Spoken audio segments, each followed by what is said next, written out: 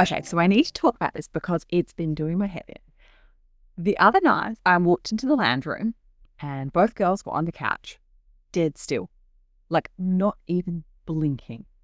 Mouth open, eyes glazed, just gone. And on the TV, Cocomelon, obviously. I stood there for a good, 10 seconds, just watching them watch it. And neither of them even knew I was in the room. I could have been on fire. Wouldn't have mattered. JJ was singing about bath time or something, and my children were checked out of reality. And I just thought, what is it about this show? Because we've watched a lot of kids' TV in this house. A lot. Like a shameful amount. Bluey, yep, they love it. They'll watch it, but they'll also get up halfway through and go and grab a snack or come and ask me a question. Peppa Pig, same thing. They watch it, but they're still present, you know?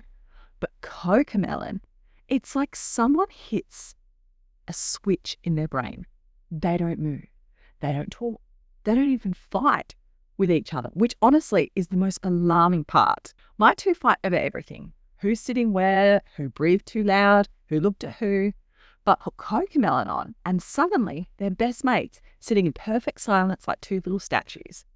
And the worst part, turning it off. Oh my God. Turning off Cocomelon in my house is like, taking a bone off a dog. Like, no, it's worse than that. It's like telling a dog the concept of bones no longer exists. My 4-year-old, full meltdown. I'm talking on the floor, tears, just genuinely upset. And not like a normal tantrum, like next level. Over a cartoon watermelon singing the ABCs. It's wild. And my 6-year-old, she's a bit older, so she doesn't really scream as much anymore. She just does this thing where she goes really quiet and stares at me like I betrayed her. Like I've personally ruined her life. Cool. Thanks. Love that for me. So anyway, I started wondering if it was just my kids. Like, is this a my kids thing or is this Cocomelon thing? So I did what any normal person does at 11 p.m. when they can't sleep. I went down a rabbit hole. Google, articles, a few studies, some pediatrician interviews. And honestly, what I found kind of blew my mind. So, okay, I'm not a child development expert. I'm a nurse. I know some stuff about brains, but I'm not pretending to be something I'm not here. I'm just going to share what I read because I found it really interesting. Right, so apparently one of the big things with Cocomelon is how fast the scenes change. Like, really fast. I read that the scenes switch every 1 to 2 seconds. 1 to 2 seconds. Think about that. Every second or two, there's a new angle, a new colour, a new movement, a new sound. And for a little kid's brain, that's a lot of input. Like their brains are still developing. They're still learning how to focus and process stuff. And when you throw that much stimulation at them that quickly, it triggers this big dopamine hit. Dopamine is basically the feel chemical in your brain, the reward one. So their little brains are just getting hit after hit after hit of this feel-good response every second, which is why they look like they're in a trance, because kind of they are. Their brain is so busy processing all this fast, bright, loud stuff that they literally can't look away. It's not that they love the show so much, it's that their brain is overwhelmed by it. And that hit me a bit. Because I always thought, they just really like the songs. But it's more than that. I read this one article, I think it was from a pediatric occupational therapist, and she was saying that after kids watch really fast-paced shows like Cocomelon, they often have a harder time focusing on slower things, like playing with blocks, or colouring, or just being bored, because their brain has been cranked up to this really high level of stimulation, and then suddenly it's gone, and everything else feels boring by comparison. And I was like, oh, because that's exactly what happens in my house. I turn Cocomelon off and my 4-year-old just doesn't cry. Doesn't just cry because the show's over. She can't settle into anything else.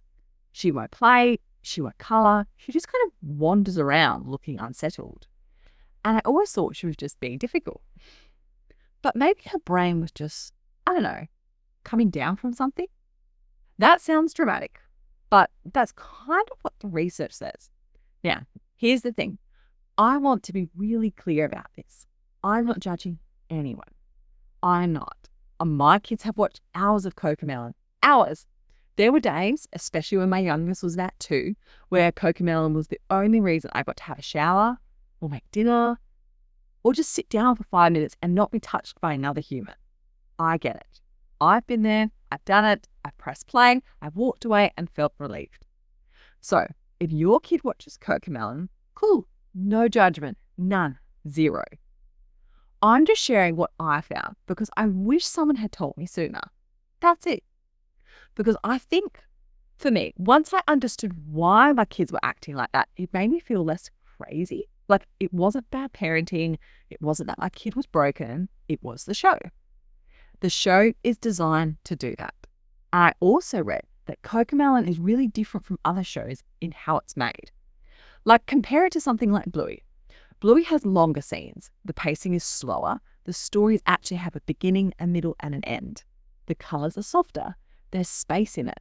Kids can actually follow what's happening and think about it. Cocomelon doesn't really do that. It's just bang, bang, bang, bang, bang. Colour, sound, movement, repeat. And look, the creators of Cocomelon probably aren't sitting there going, let's mess up children's brains. But the way it's made, the speed, the brightness, the constant switching, it does have an effect. And I think it's worth knowing that, just so you can make your own call. Okay, so after I read all this stuff, I started swapping out watch with watch. Not in a dramatic way. I don't sit down with my kids and say, we're never watching Cocomelon again, because honestly, that would have caused a riot. I just started putting other stuff on instead. And here's what's worked for us. Bluey, obviously. Everyone talks about Bluey, and honestly, it deserves it. My 6-year-old loves it. My 4-year-old loves it. And this is the big thing. When I turn it off, they're fine. They just go and play. No meltdown, no zombie stare, no just move on. They just move on. It's amazing. So yeah, that's where I'm at with the Cocomelon thing. I'm not saying ban it. I'm not saying you're a bad mum if your kid watches it right now. I'm really not. I'm just saying I noticed something weird with my kids. I looked into it, and what I found made a lot of things make sense. And now I do things a bit differently. That's all. You do whatever works for your family. I'm just a mum who went down a Google rabbit hole at midnight and now won't shut up about it. Thank you so much for tuning into this episode of the Real Mummy podcast. Remember, every mum's journey is unique and you are doing an amazing job. Please be sure to head over to our website at www.realmummypodcast.com to stay up to date with the latest episodes and dive into our recent blog articles filled with even more wisdom and stories. We absolutely love connecting with our listeners, so don't forget to follow us on social media. You can find us on Instagram, Facebook, and Twitter at Real Mummy Podcast. Join the conversation, share your thoughts, and become part of our supportive mum community. And I'd love to hear from you. Have you got a topic you want covered? Do you have a guest you'd love to hear from? Reach out to us through our website or social media. Your input is invaluable and helps us to create the content that matters most to you. Thank you for being part of the Real Mummy podcast family.